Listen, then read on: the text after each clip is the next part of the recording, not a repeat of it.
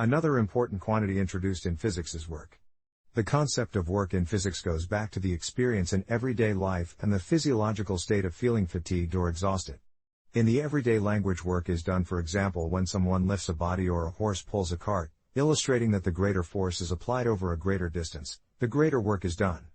If we discuss these or other similar examples in physics, we talk about the work done on a body by a force applied on it, and adopt the following convention.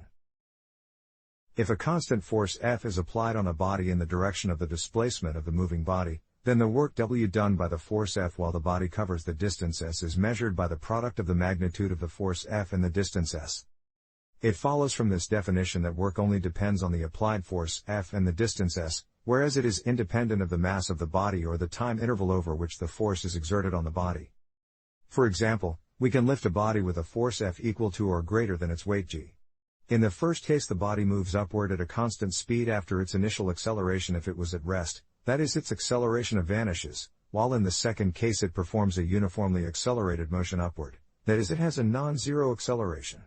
However, with regard to the work done on the body by the force F, it does not make difference whether the body has changed its state of motion or not. Since the unit of force is given by the unit of mass, times the unit of length, times the unit of time to minus 2, the unit of work is equal to the unit of mass, times the unit of length to 2, times the unit of time to minus 2. If we use SI units, then we measure work in kilogram meter squared per second squared. This unit is also called joule, named after the English physicist James Prescott Joule. Then 1 joule is equal to 1 Newton meter or 1 kilogram meter squared per second squared. In other words, 1 joule is defined as the amount of work done when a force of 1 Newton is exerted through a distance of 1 meter. In the general case, the force acting on a body does not necessarily point in the direction of the body's motion. Furthermore, the direction of the force exerted on a body can also change in time, or the body can also move along a curved path. In order to generalize the definition of work, let us consider a small displacement of the point mass along its trajectory, which is described by the vector delta s. The vector points in the direction of the displacement and its length gives the distance measured along the displacement. Here the angle alpha is measured between the displacement vector delta s and the force F acting on the point mass. Then the work delta W done on the point mass by the force F is equal to the projection of the force F onto the direction of the displacement times the length of the displacement delta s. The projection of the force F can be written as the magnitude of the force F times the cosine of the angle alpha. That is, the work delta W is equal to the scalar product of the force F and the displacement vector delta s. It follows from this expression that the work done by the force is zero, if the force is perpendicular to the displacement of the body. It is convenient to apply some coordinate system attached to a frame of reference, when we compute the work done by the force F exerted through the distance delta s. In a Cartesian coordinate system, the components of the force F is given by Fx, Fy and Fz, whereas the displacement vector delta s has the components delta x, delta y and delta z. Then the scalar product in the expression obtained for the work W can be written as Fx times delta x, plus Fy times delta y, plus Fz times delta z. We will use the formula derived for the work W for the general case, where a point mass travels along a curved path described by the curve C between the points A and B, and the force F exerted on the point mass changes along the curve. First, we approximate the trajectory of the point mass by breaking up the curve C between the points A and B into a series of n displacements, where the first displacement delta S1 starts at the point A, and the last displacement delta Sn ends at the point B. Then we project the instantaneous force Fi at the midpoint of each displacement delta Si into the direction of the displacement, and we calculate the approximate work delta Wi done by the force F through the displacement as the product of the projection of the force Fi and the length of the displacement delta Si. Now we can approximate the total work done along the curve by the sum of each individual work delta Wi done along the series of displacements, that is, the total work is equal to the sum of the projection of the force Fi times the length of the displacement delta Si for each displacement in the series. By refining the division of the curve C between the points A and B such that the lengths of the individual displacements delta Si tend to 0, while the number n of the displacements tends to infinity, we can take the limit of the sum in the right-hand side. The limit is equal to the integral of the projection of the force F onto the tangent to the curve C with respect to the arc length S from the point A to the point B. The projection of the force F in the integrand can be written as the magnitude of the instantaneous force F times the cosine of the angle alpha between the force and the tangent to the curve C. As a result, we can formulate the definition of work in a general case stating that the work W done on a point-like body by the force F along the curve C between the points A and B is equal to the line integral of the force F along the curve C between the points A and B. If we want to calculate the line integral for the work done by the force F along the curve C, we need to express both the components of the force and the curve as functions of the Cartesian coordinates. The integral with respect to the Cartesian coordinates over the curve C can also be written as a parametric integral over an interval by expressing the coordinates of the curve C in terms of a parameter, for example the arc length s measured along the curve. Here the x, y and z coordinates of the curve are written as the functions f, g and h of the arc length s. Then the differentials of the Cartesian coordinates are given by the derivatives of the functions f, g and h with respect to the arc length s, times the differential of the arc length s. By substituting these equations into the integral, we can transform it into a parametric integral with respect to the arc length s over an interval between the points A and B. We supplement the definition of the work W the following convention. If the work W is done by the force F, then minus W denotes the work done against the force F. We use this expression when the work done by the force is negative, that is the work done against the force F, for example by a force minus F acting on the same body is positive. The line integral over the trajectory of a point mass is negative if the angle between the tangent to the trajectory, and the force F acting on the body is obtuse angle over the whole trajectory. Then the work done by the force F is negative. However, the work done by the force minus F is positive since the angle between the force and the tangent to the trajectory is an acute angle. We can interpret this fact as the body does the work against the force F acting on it, or the work is done on the body by the force minus F. We can also prove the following theorem. If a system of forces F1, F2, ellipsis, Fn is exerted on a point mass, then the work done by their net force F is the algebraic sum of the works done by the individual forces F1, F2, ellipsis, Fn, respectively. This theorem follows from the consideration that the total work delta W done by the net force F through the displacement delta S is equal to the scalar product of the force F and the displacement vector delta S, where the net force F is the vector sum of the forces F1, F2, ellipsis, Fn. Since we can remove the bracket, we can split the scalar product and write the work W as the sum of the scalar products of the individual forces with the displacement vector delta S. Each term in the right-hand side represents the work done on the point mass by the individual forces, that is the work done by the net force is the sum of the work W1, W2, ellipsis, Wn done by the system of forces. This proves the theorem. Let us look at some examples of calculating the work done by different forces. In the first example we determine the work done by the gravitational force and the work done when a body is lifted.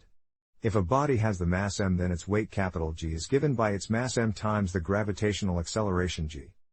By applying a constant force F greater than the weight capital G, we are able to lift the body through a given height h, and the work W done by the force F is equal to the magnitude of the force F times the height h. At the same time, the work W prime done by the gravitational force is given by minus the mass m times the magnitude of the gravitational acceleration g, since the angle between the direction of the displacement of the body and the gravitational force acting on the body is equal to 180 degrees.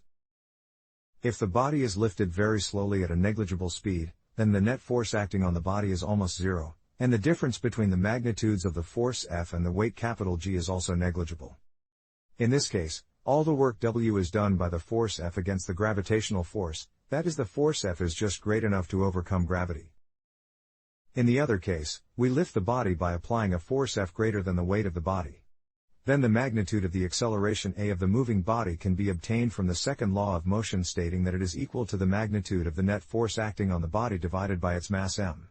Since the magnitude of the net force is given by the magnitude of the force F minus the magnitude of the weight capital G of the body, this expression is equal to the difference of the magnitude of the force F and the mass m times the magnitude of the gravitational acceleration G, divided by the mass m.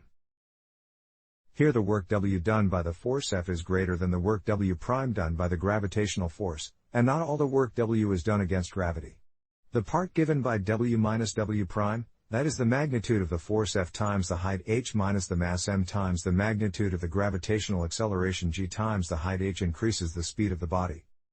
However, no matter how much force is applied to lift the body, the work W done against gravity when a body of the mass m is lifted through the height h is always equal to minus the work W prime done by the gravitational force, that is the mass m times the magnitude of the gravitational acceleration g times the height h.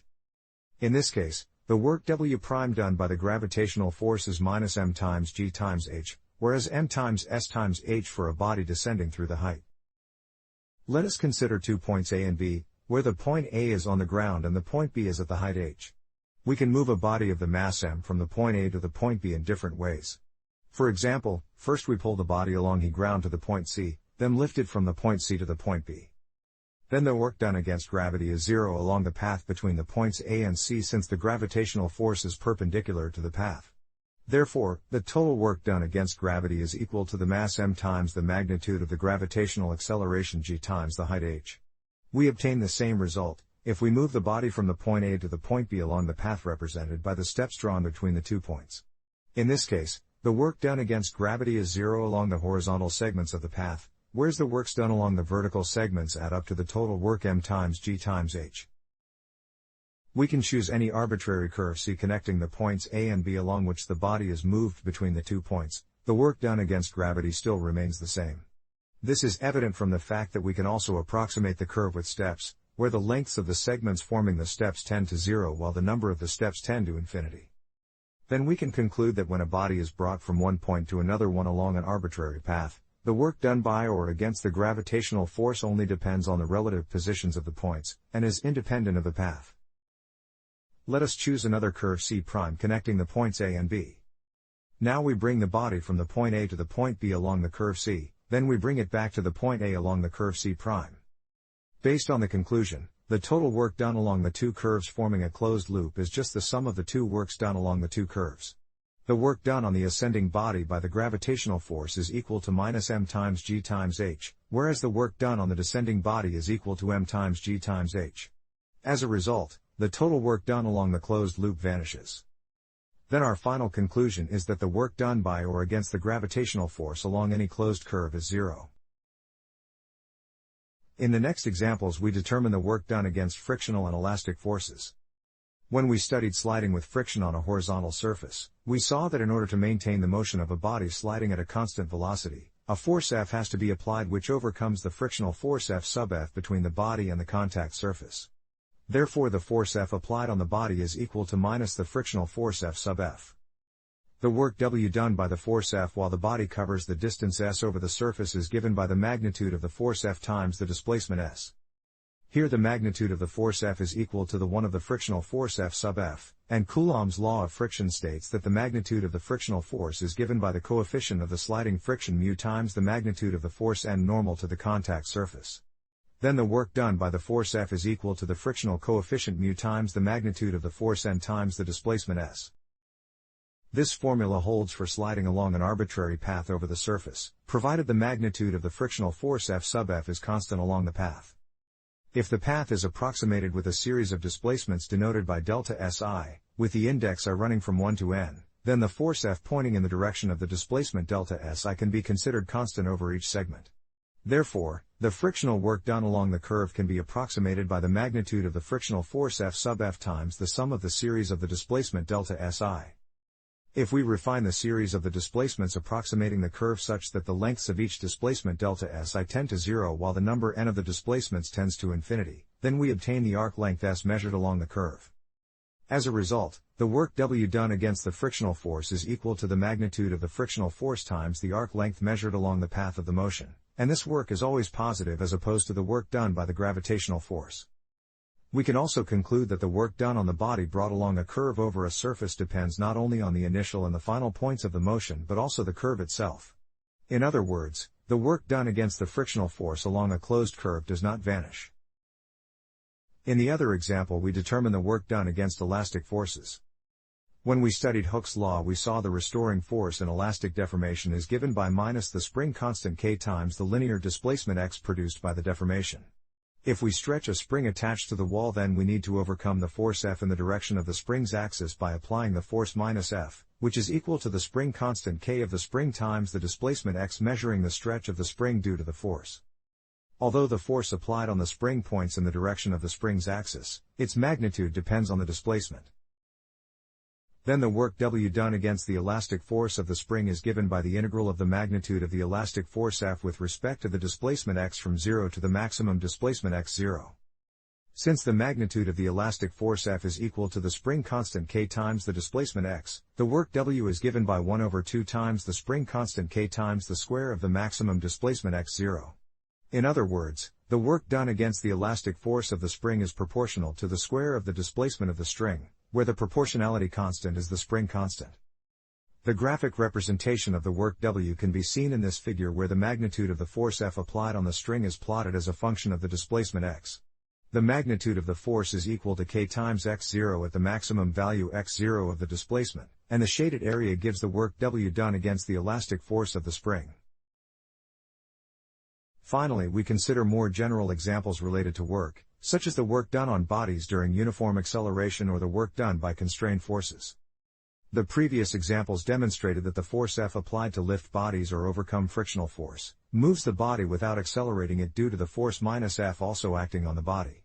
If the net force F acting on the body is not zero, then it will accelerate the body, and we can compute the work W done by the force F while the moving body covers the displacement s. We consider a special case where the force F is constant and the initial velocity of the body is zero. The second law of motion states that the constant force F exerted on the body will set the body in motion with a uniform acceleration a in the direction of the force, which is given by the force F divided by the mass m of the body. Then the body covers the distance s in the time interval between 0 and t, where s is given by 1/2 times the magnitude of the acceleration a times the square of the time t. By definition, the work W is the magnitude of the force F times the displacement s of the body. Here we can apply the second law of motion and write the magnitude of the force as the mass m of the body times the magnitude of the acceleration a. If we substitute the expression given for the distance s into the right-hand side, then we can write the work as 1/2 times the mass m, times the square of a times t. Since the instantaneous speed v of the body at the time t is equal to the magnitude of the acceleration a times the time t, the work W done by the force F accelerating the body can be expressed as 1/2 times the mass m of the body times the square of its speed v. This result shows that the work done by the force F accelerating the body from rest to the velocity v only depends on the mass m and the final speed v of the body. The force and the displacement are arbitrary parameters and only their product is fixed for a given amount of work W, and it can be shown that the formula obtained the work holds for motions along a curved path as well. We can use this result in the computation of the work done when we lift a body through the height h by applying a constant force F with a magnitude greater than the weight G of the body. The work W done on the body by the force F is equal to the magnitude of the force F times the height h. Since the second law of motion states that the net force acting on the body is equal to the force F minus the weight G, we can express the magnitude of the force F as the mass m of the body times the sum of the magnitudes of the acceleration a of the body and the gravitational acceleration g. By removing the bracket, we see that the work W has two parts. The term m times a times h is the part representing the work related to the acceleration of the body, whereas the part m times g times h is the work done against gravity. The first term can be expressed in the same form as the one above, and we can conclude that the work done on a body at rest by a force F while it is lifted through the height h is equal to 1/2 times the mass m of the body times the square of the speed v of the body at the height h, plus the mass m times the magnitude of the gravitational acceleration g times the height h. We also need to mention the other general case of the work done by constrained forces. When we studied constrained motion of a point-like body, we saw that the body moves along a given curve or over a given surface representing some geometric constraint imposed on the motion. The constrained force F' keeping the moving body on its path is normally perpendicular to the instantaneous displacement delta s of the body along the path. Therefore, the scalar product of the constrained force F' and the displacement s vanishes in the work W done by the constrained force, or generally, the line integral of the force F' with respect to the arc length s along the curve C representing a given constraint vanishes. Then we can conclude that the work done by constrained forces is always zero.